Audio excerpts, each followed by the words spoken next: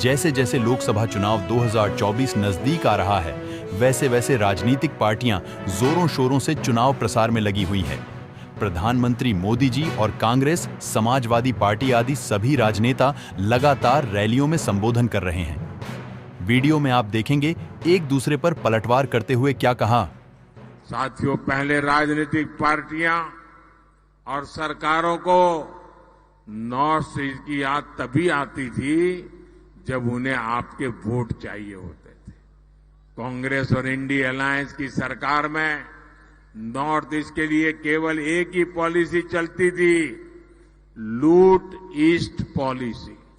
आपको याद है ना, उनकी पॉलिसी थी लूट ईस्ट पॉलिसी।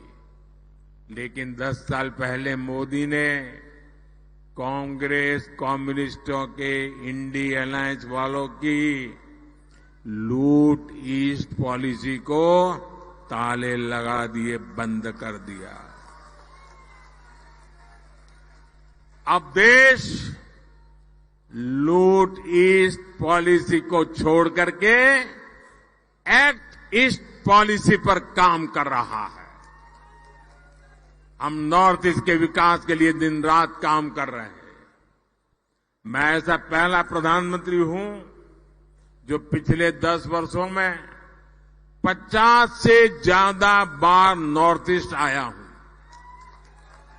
जबकि कांग्रेस सरकार में कई मंत्रियों को ये भी पता नहीं होता था कि भारत के नक्शे में त्रिपुरा कहां पड़ता है। बीजेपी को मुझे लग रहा था 15-20 दिन पहले कि 180 से 180 तक जाएंगे, अब मुझे लग रहा है 150 तक जाएंगे।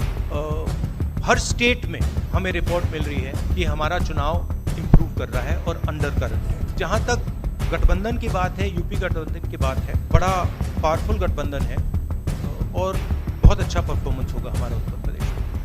जहां उत्तर प्रदेश देश का सबसे बड़ा प्रदेश, डबल इंजन की सरकार में जो दावा करते रहे डबल इंजन, उनकी होर्डिंग देखिए आप कि अब डबल वहां पर नहीं दिखाई देते हैं, अकेले दिखाई दे रहे हैं। इनके प्रत्याशी होर्डिंग से गायब हैं और चुनाव के बाद होर्डिंग पे जो अकेले हैं वो भी गायब हो जाएंगे और सफाया होने जा रहा है। इनका एक ही नारा है, झूठ बोलने का और लूटने का। लूट और झूठ भारतीय जनता पार्टी की पहचान बन गई है। पेपर लीक कितने हुए हैं? 1-2 होते तो ठीक था, लेकिन 10 पेपर लीक हुए। और मैंने कई मौकों पर वो बात बताई कि अगर एक परिवार के हम केवल 3 सदस्यों को मान लें, जिस व्यक्ति ने परीक्षा लिखने की तैयारी की, जो परीक्षा नहीं दे पाया पेपर लीक के कारण, और उसके माँ बाप को अगर हम जोड़ लें तो ऐसे 60 लाख नौजवान हैं। 60 लाख नौजवानों का भविष्य अंधकार में डाल दिया। और अगर 60 लाख का गुणा करें हम 3 से, 1 करोड़ 80 लाख, और 1 करोड़ 80 लाख को अगर हम डिवाइड कर दें 80 लोकसभाओं,